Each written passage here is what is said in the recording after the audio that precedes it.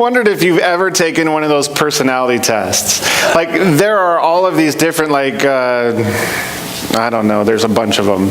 There's also a whole set of them that are on the internet. Those aren't really the ones I'm talking about, like which Gilligan's Island character would you be, or, those kind of things. Those really, they kind of try to ask you certain questions and come up with which person you would be, or all that kind of, but really, a good personality test.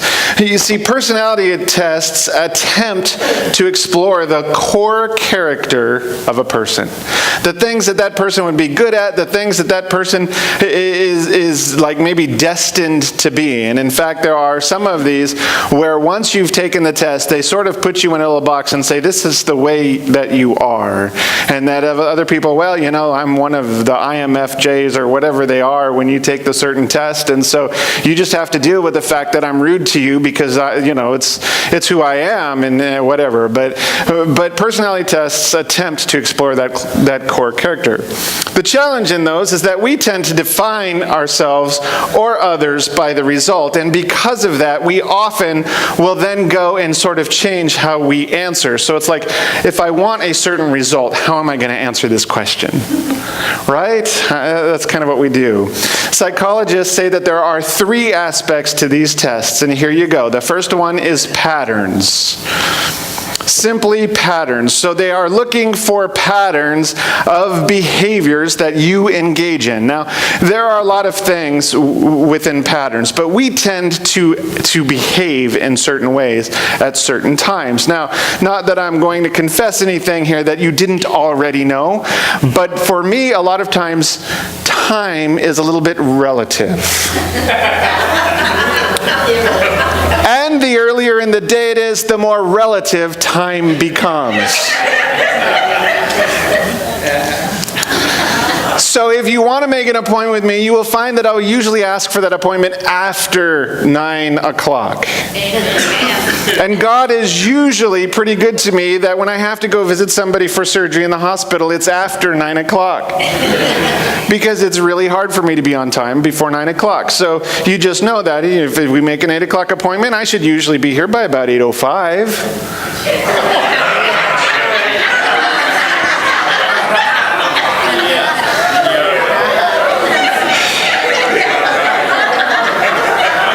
You follow what I'm saying, right?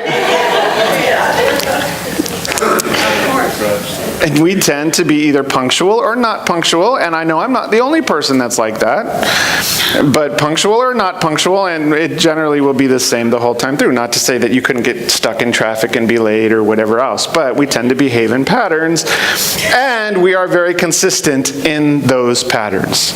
So if you like spaghetti, you're going to be pretty consistent in liking spaghetti. Now, I've never had that question on a personality test, but that's kind of interesting. But it's also true that it's from infancy on that you have these attitudes. That they can actually give tests to infants and start being able to tell what the aptitudes are.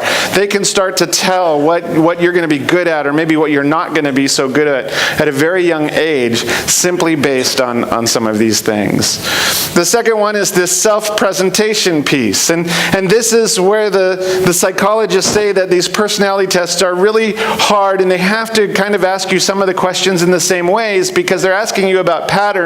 Would you be more inclined to do this or this? And the problem is that when you read that, would you be inclined to be more on time, or would you be inclined to be a little bit late? We know that we're supposed to be on time, so we'll mark it. They got to figure out, how do we sort of work around those things? So we are constantly, and this is true in all of life, we are making decisions about how we want to present ourselves to others.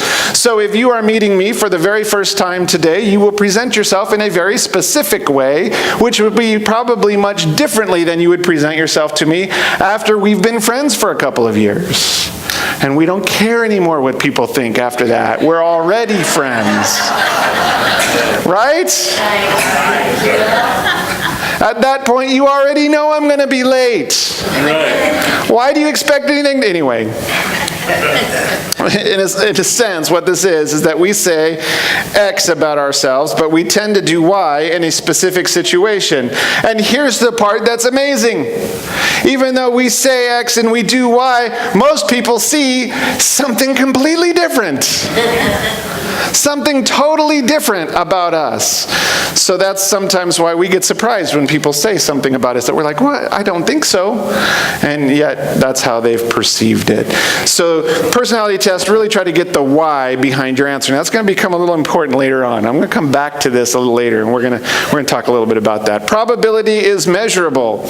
Probability is the chances that you're going to act in a certain way in a certain situation should it give itself to you. So we tend to have a certain probability. So if you were invited to go to lunch today after church, you have a probability of whether or not you're going to go to lunch, right? Might depend on where it is. If somebody says your favorite place, you may not care as long as they're buying, right? You said you were buying? No, I didn't say that. But here's the thing. Although we have probabilities, it doesn't get the final word. I would more likely be this. It's just why people sometimes go, what, you're on time? I wasn't ready. So while we can measure the probability in a certain situation, it is only a probability, it's not sure. And by the way, two of us could have the exact same responses and respond differently in the exact same situation, even though we are very similar. This is really the truth that God has made us different, but that's a whole other sermon, and I just wanted to make sure you knew that I knew that we were at church and I wasn't giving a psychology lesson, but it's important. Today we're going to begin a series on the Sermon on the Mount. And we're going to go several weeks. I'm not sure exactly how long. You all might want to stay a little longer and see it to the end. But it's going to be a really good sermon series, I hope. And one of the things that I believe about the Sermon on the Mount is that it really does ask us to take things like behaviors that we engage in, that we should engage in for God, and really kind of take it to the next level. And that's kind of what we're going to go after. But here we go. Today's question, what exactly is Jesus calling us to do in the Beatitudes? Most of you, if you've been in church very long, are familiar with the Beatitudes. You probably could tell me at least one or two of them. And the reality is that sometimes we read through them and we come out with a very specific idea of what they're all about. And so I want to kind of get to the basis of what is God calling us, what is Jesus calling us to do? All right, so let's get going. Here we go. It's going to be Matthew chapter 5, verses 1 through 12. Maybe. There we go. Now when Jesus saw the crowds, he went up on a mountainside and he sat down. His disciples came to him and he began to teach them. And he said, "Blessed are the poor in spirit, for theirs is the kingdom of heaven. Blessed are those who mourn, for they will be comforted. Blessed are the meek, for they will inherit the earth. Blessed are those who hunger and thirst for righteousness, for they will be filled. Blessed are the merciful, for they will be shown mercy. Blessed are the pure in heart, for they will see God. Blessed are the peacemakers, for they will be called children of God. Blessed are those who are persecuted because of righteousness, for theirs is the kingdom of heaven. Blessed are you when people insult you, persecute you, and falsely say all kinds of evil against you because of me. Rejoice and be glad, because great is your reward in heaven, for in the same way they persecuted the prophets before you." Think about that for a minute. Think about it. I wanted to talk a little bit about the Sermon on the Mount. This is going to come up every week. It's going to be a test, okay? Pay attention. You might want to take a few notes here. If you're going to pay attention and follow along every week, you're going to need to know some of these things. At the end of chapter 4, Jesus is healing every disease. That's what the scripture says. He was healing every disease. So as a result, when you have somebody who can heal every disease, people begin to say, "I need a healer," and they begin to go and seek out where that healing is.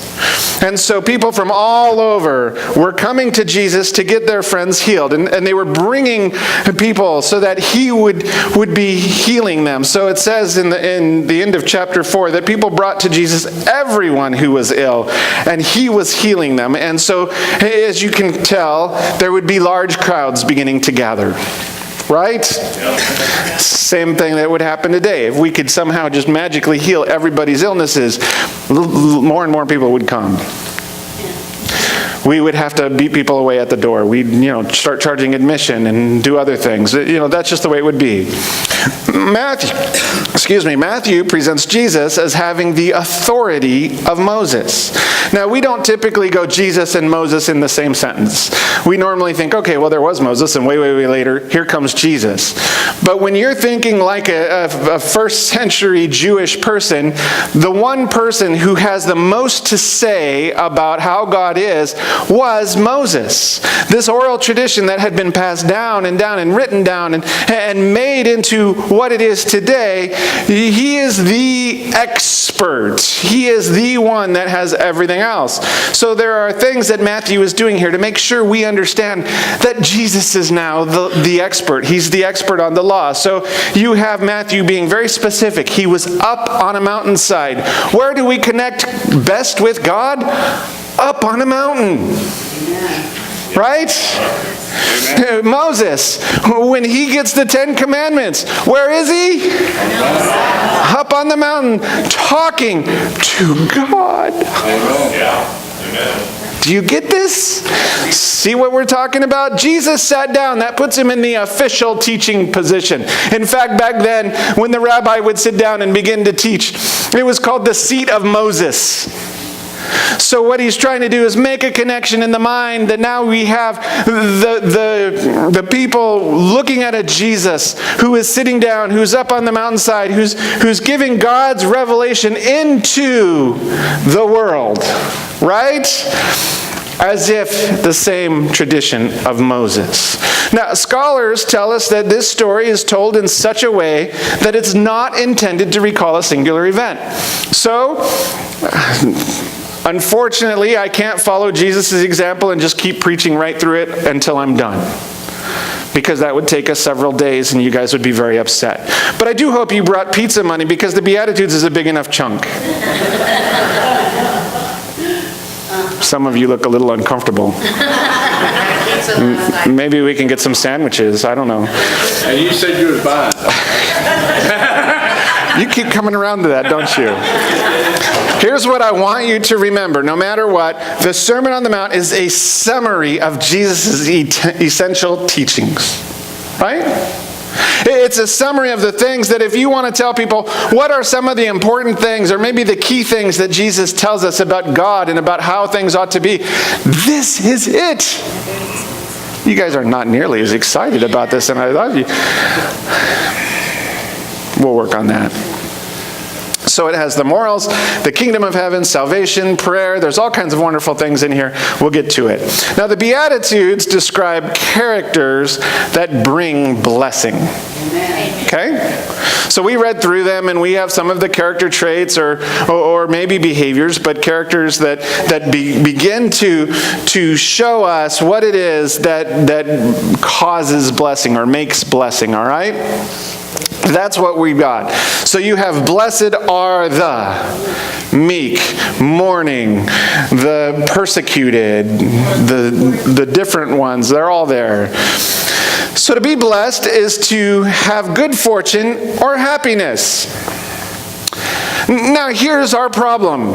And by the way, if you look at different translations, you'll find both of these in some other translations. So you could end up with this idea of happy are the mourning.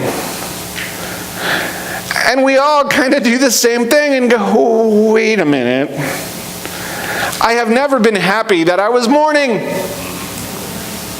Yeah. True. Ever.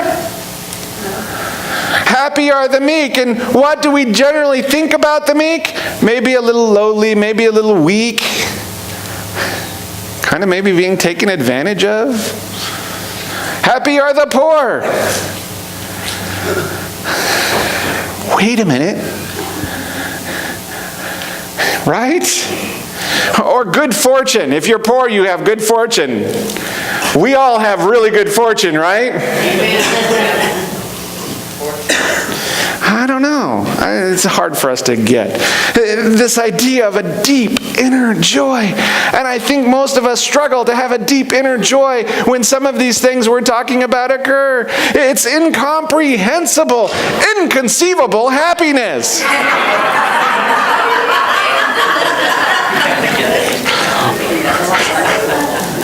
Right?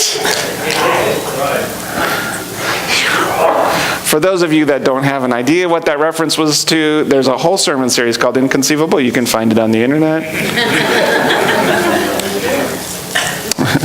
For the Beatitudes, the key to this deep happiness is it's coming from the participation in the kingdom of heaven. You see, you are not deeply joyful because you are mourning. You're deeply joyful because since you are mourning, God gives comfort. So we have to make sure we're reading this correctly to begin. One of the problems that we have is we often interpret the Beatitudes as a to-do list or as a minimum standards listing. So what I mean by that is that, and I went through and I double-checked, and I did some looking at some other pastors' sermons and wanted to make sure I wasn't just making stuff up here. But yes, everyone almost that I read has some sort of this is just, all you have to do is be happy when you're mourning because you're getting comfort. I'm not sure that's what Jesus is trying to tell us. I'm not sure that's where he's at. If you want to be part of what God is doing, this is how you get there? I'm not sure. Do we need to start looking for people to mourn? See, the list becomes quite frightening if this is how we use it. Because when it comes down to it, I don't think we can measure up. I don't think it's going to happen. And by the way, it'd be really difficult to define the behaviors that get us there. Where is the level? How much blessedness from mourning do you need to accomplish before you can finally be a part of the kingdom? There are 8 possible character traits listed. We're going to go through them. We're going to go through them relatively quick. If you have questions afterwards, see Ron Sheepers.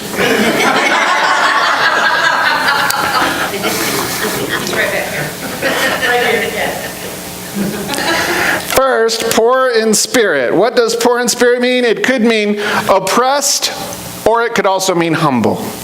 Scholars kind of go back and forth, and they're not really sure exactly which one is intended by our writer, but poor is what the language is when you find the Beatitudes in Luke. It just says, blessed are the poor.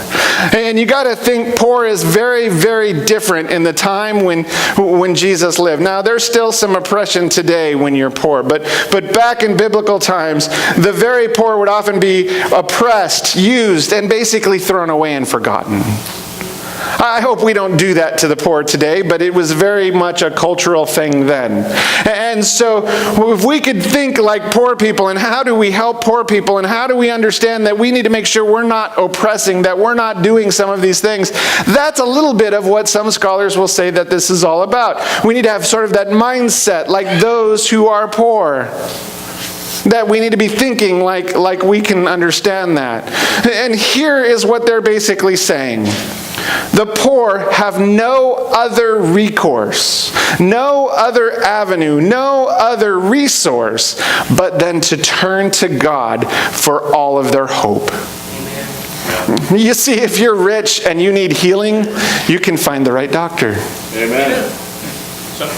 If you're poor, you just got to depend on God. Right? He's the right doctor, too. That's the thing. So if we could be poor enough, or at least have the mindset that we're so poor that we can only look to God for all of our blessings, then that's a good thing. I think that's good. You see, reliance on God and hope firmly in God is a great mindset to have. It's always amazed me that people, when they don't have a whole lot of money, are great at tithing. The more money they get, the more they go, whoa, that check's getting a little too big. 10% of a dollar was a dime. That wasn't so hard to throw in the offering plate when it came by. 10% of $1,000. Well, now, can I go back to the dime?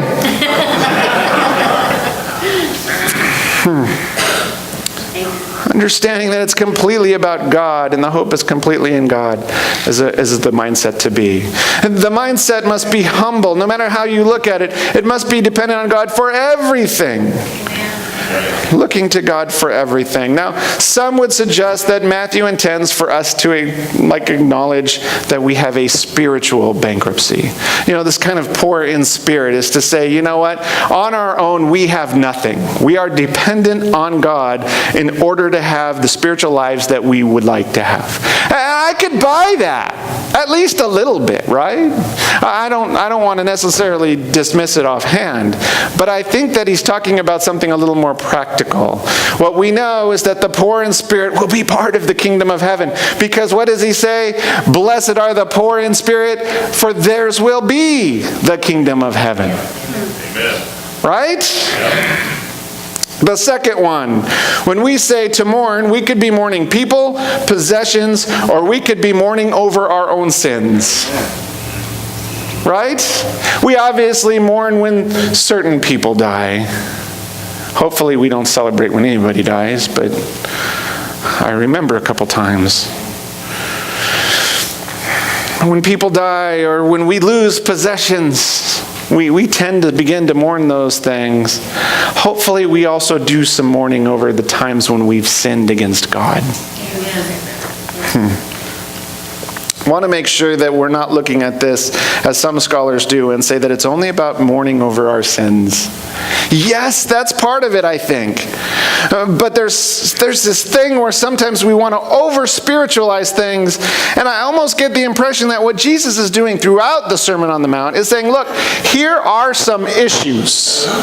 Here are some things that you are living. They're real life. They're in your life today. And I'm teaching my followers because I want you to have a great life. And we go, oh, it's all about spiritual. No. Jesus is very practical. There we go. You guys were a little late. I was worried. Third, meek may be described as trusting in God. We like to describe meek as weak, as lowly, as kind of in the background. Kind of the little pipsqueak character, right? Off to the side and not really the strong, mighty type.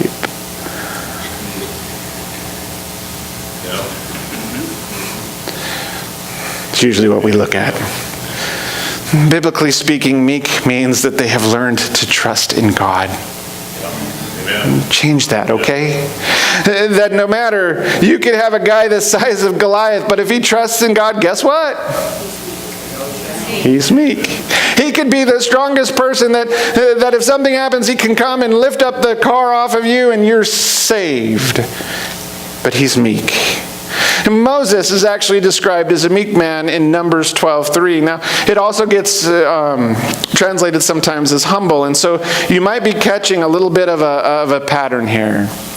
You remember the first one, blessed are the poor, which also could mean humble. Blessed are the meek, which also could be trusting in God or humble. Yep, basically not thinking too hard. You following that? 4, hunger and thirst implies an intense desire for righteousness. We currently have 8 children living in our home. When they hunger and thirst, we know it. So does Sam's Club.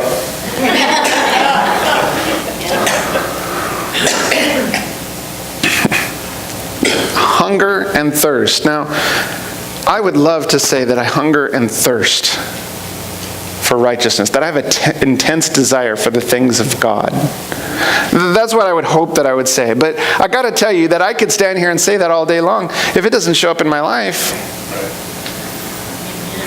Amen. We have one simple rule for our children to eat, and that is that you ask a question. If you're hungry and it's not food time, you just simply ask the question. So if a child comes up to me and goes, I'm hungry, I give them the dad answer that I was taught many years ago. Hello, hungry. Nice to meet you. My name is Clint.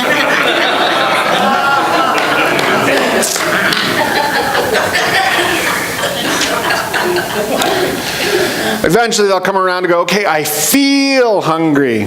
Oh, I'm so sorry you feel hungry. At that point, usually one of the other children goes, you have to ask a question. And that's when you find out if the child is just really strong-willed or was just being dense. Because they'll either ask the question or they'll just continue to go, oh, I feel hungry. I think I might die. Oh, really sorry about that. Wish I could do something to help you. But I don't know what to do because you haven't asked for anything. Don't know what to say. Righteousness implies right relationship, first of all with God and then with others. Do we really hunger and thirst for righteousness with God, a right relationship with God, and a right relationship with others? If we do, let me tell you something, it'll show up in our lives. Now, some scholars will suggest that righteousness could be replaced by justice. Hunger and thirsting for justice, particularly in this idea for other people, and this whole overarching thing that a lot of these are about being oppressed. Being very poor, being very meek, those are kind of oppressive words. And so some scholars will say that you could be hungry and thirsty for justice, wanting things to be right in the world as well. Number 5, merciful is about compassion and forgiveness. So basically, merciful means mercy. Do we have mercy towards others? Do we have others? So when blessed are the merciful, it's about blessed are those who have compassion on others. And by the way, blessed are those who forgive others. Amen. Why? Because they too will be forgiven.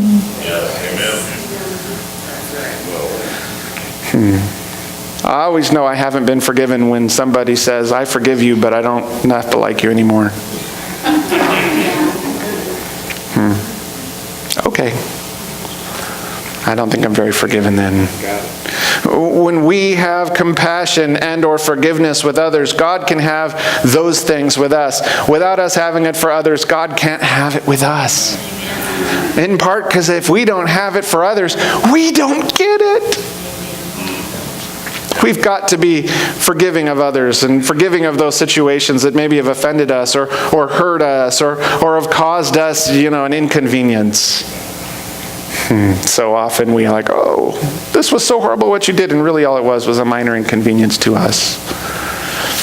Number 6, pure in heart is about the condition required to be in God's presence. Blessed are the pure in heart. Why?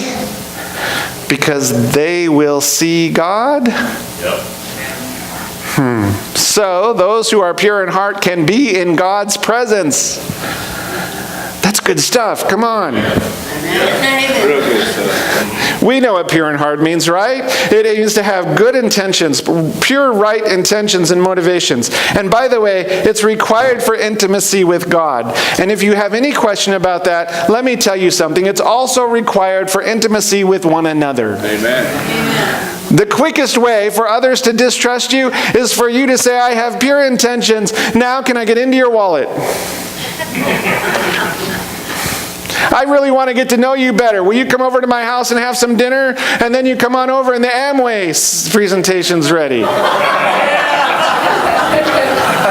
You ever want to kill intimacy? That's what you do.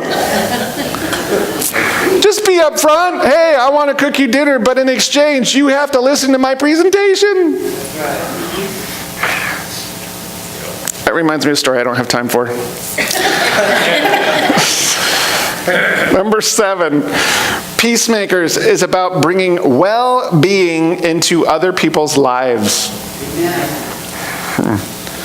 We think so often that peacemaking is about making sure there is no war. If you are able to keep people from ever having conflict, can we talk a little bit after this service?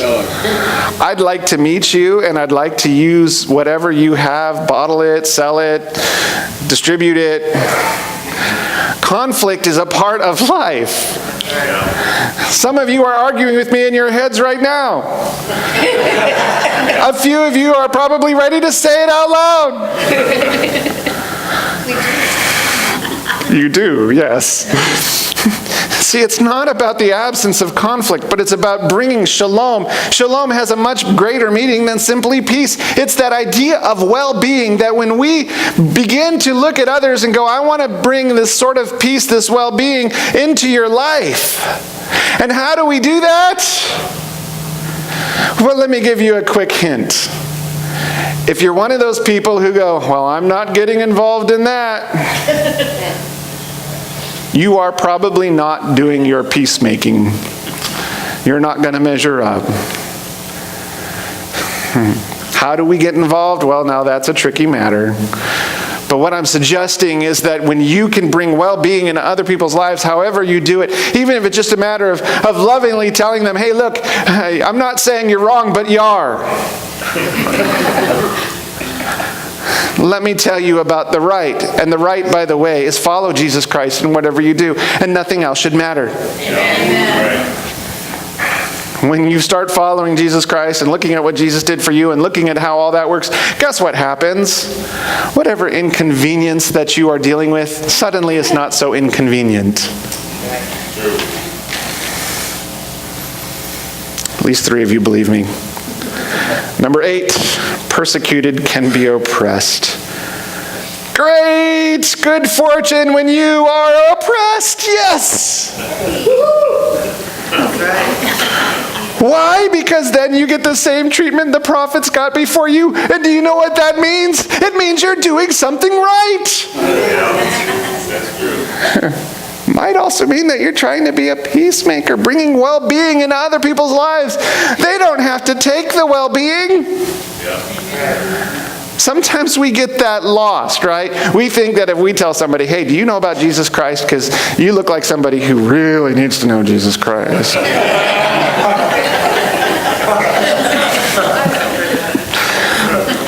I hope you don't present it that way, but, right? And they go, yeah, well, I've heard of Jesus Christ once, but, I'm not interested, so go take your craziness somewhere else. Have you ever been told that? So when you're told that, guess what? Good job, prophet. What good fortune you have. How happy you must be. Even though it doesn't feel that way. Even though it doesn't seem that way. We can't forget that a lot of this teaching talks to the reality of oppression, a very real oppression. And so when people begin to oppress you or persecute you because you are out doing what Jesus wants you to do, it's okay. Don't take it personally. That's the way life is when you're living in the kingdom. You guys seem way too excited about this. But it's reality.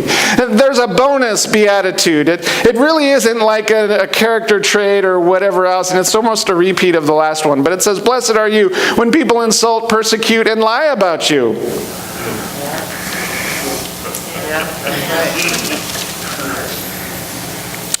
You begin to wonder if Matthew understood the meaning of the word blessed.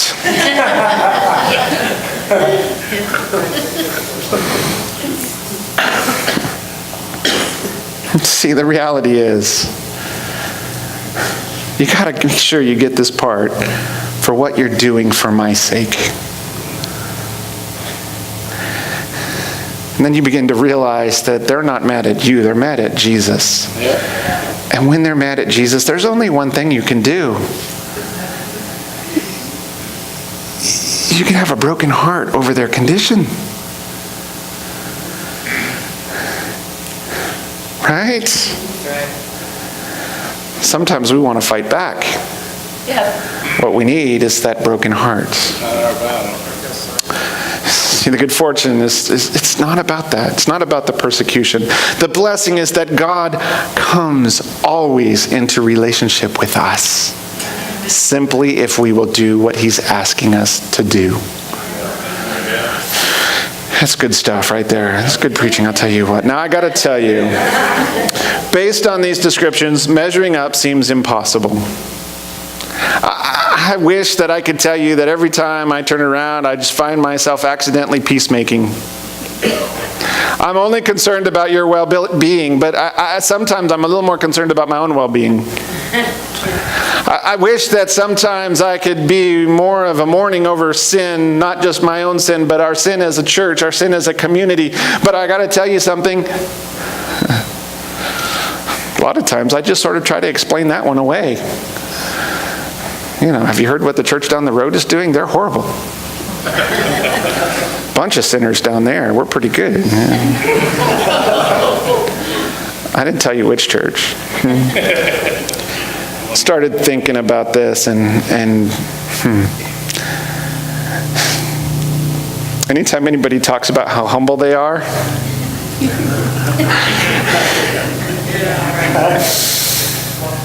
probably not. I got to tell you guys how great I am. Did you know I'm humble?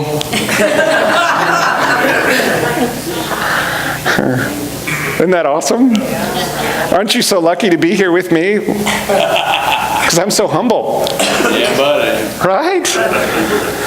I thought about this, and I thought, okay, well, if I wanted to become humble, what would I do? Let God change it. I probably wouldn't know that I was proud, to be honest.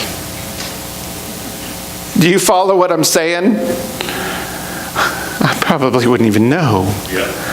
Probably, of course I'm humble. That's why y'all are so lucky to come hear me week after week. You can't be meek just because you say it's so. Kind of again with the humble part, right?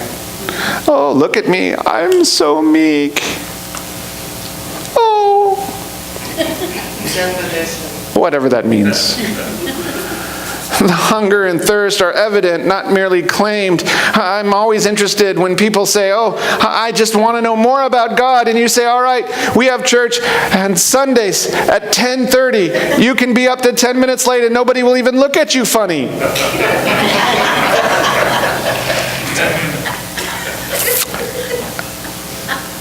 But that was the day they needed to wash their hair. You're obviously not very hungry for the things of God. Now, at the beginning of service, we were messing with the TV that shows what's going on in here over there. And so when service started, I was watching you guys start singing on the first song from the internet connection we have on the other building to make sure it was working, because our children's workers love having a connector. And standing there going, I don't need to go over there, do I? I could watch it, right? I could go into my office, pull it up, right? Oh, wait, I got to go preach. No, the reality is, yes, it's a very good tool. We want you to use that tool. If you can't be here, if something's wrong, you're sick, whatever else, pull up YouTube, and you'll be as close to us as you're going to get. Amen. But a true hunger and thirst are evident, and you want to know why? Because they're satisfied for only a short period of time. I don't eat breakfast and go, well, I'm good for a couple of weeks. I eat breakfast and by lunchtime, guess what? If I miss lunch, guess what happens then? If I miss dinner, well, that's never happened. In the end, these just simply can't be a to-do list. I don't know how you would sit down and go, this is what I'm going to do these things. I don't think it's possible. So could it be a minimum standards list? And if we could reach a certain level, then we know that we're going to be able to get to heaven, because that seems to be the promises. But then where's that minimum standard set? Just how meek do I have to be? How humble do I have to be?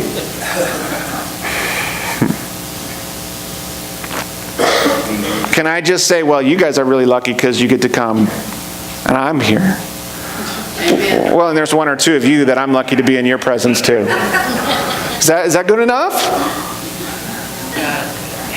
I don't know. I think we got to go back to our original question, which is, what is Jesus calling us to do in the Beatitudes? What is he truly asking of us? What is he truly trying to say? And here is my conclusion. Jesus' call isn't about doing anything. If you're taking notes, make sure that gets in italics.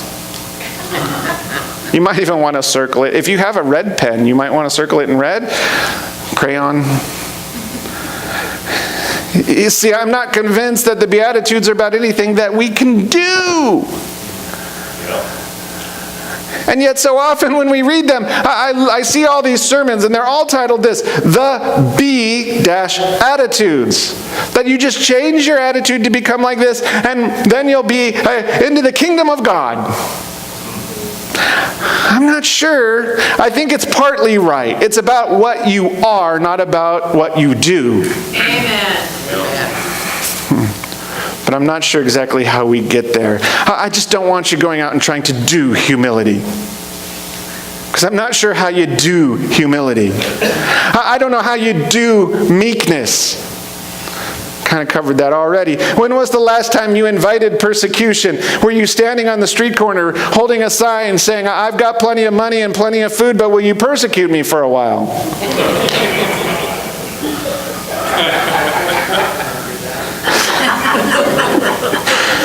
I imagine you'll end up in jail doing that. You can beg all day long.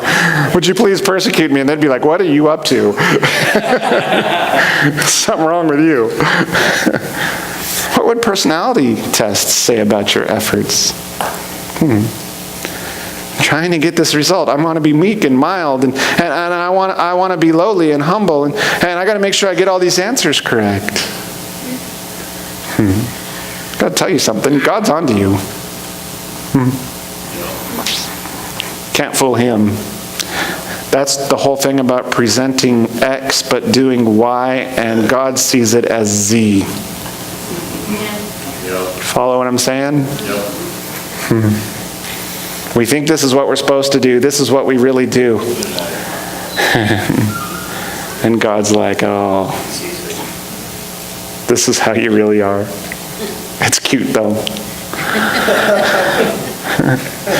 I think it's so true. The Beatitudes are best understood as words of grace. Right?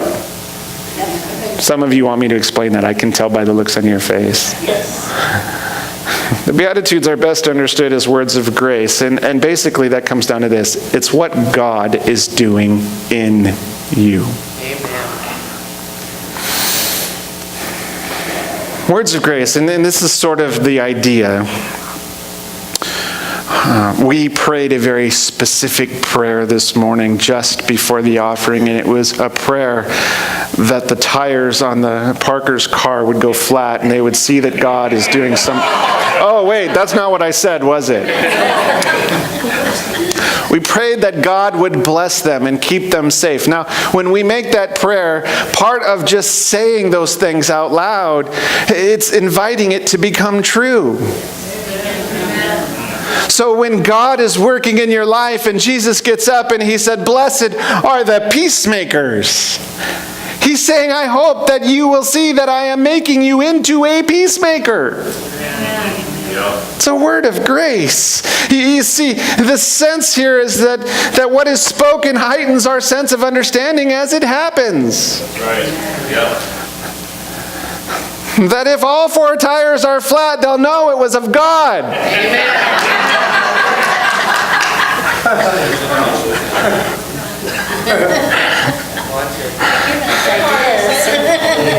Let's hope their tires aren't flat. I tell you, it shows us, oh, wait, what did I just do? That's not like me. Oh, I must have been trying to worry about the well-being of someone else. That's that whole peacemaker thing. You see, it's not that I can affect my own character and make my own character better just because I've willed it so. It's that I can start to recognize that God is working in me. Right. And I wish I could tell you that this is so easy. It's just so easy. No. Wouldn't it be awesome? But it's not. But I'm also convinced that the words of grace here is that this is a description of what the kingdom is going to be like. That when we get to the kingdom, we're not going to have to worry about poverty. We're not going to have to worry about whether or not we're humble. We're not going to worry about the well-being of others because we will already be doing all of that. Yep. Do you follow what I'm saying? That's what we're here for. You see, here in society, this is exact opposite of the way things are. You need to be strong. You need to be proud. You need to be, make sure you get your way. Exactly. That's what the world teaches. Kingdom people are going to be humble. They're going to be meek. They're going to be thirsty for the things of God. They're going to be peaceful people. Yeah. By the way, you're going to see that in people who claim to be God's people. Jesus' call is ultimately about a relationship. Not about a to-do list. Not about here's what you got to do to get to heaven. It's about will you be with me? You're never going to measure up to kingdom standards, and that's good news because we would kill ourselves trying. And we'd never make it. We become people of character by entering into a relationship. We let God make the changes. We let God do all the work in our lives. And here's the problem that we have. It can be painful sometimes. For those of you that maybe don't know that you're proud, I just want to warn you that God might do something that shows you how proud you are. Let me try this humility on for you. You thought you could get through whatever? Check this out. You thought you had it all together?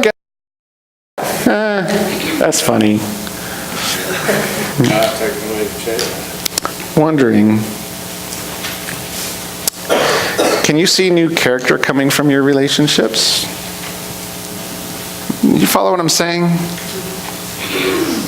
Is God doing a work in you, or is that missing?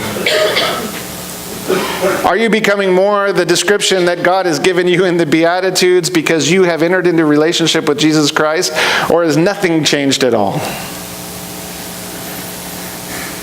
Because if you're not seeing that new character, I'm not trying to say that you're doing it wrong.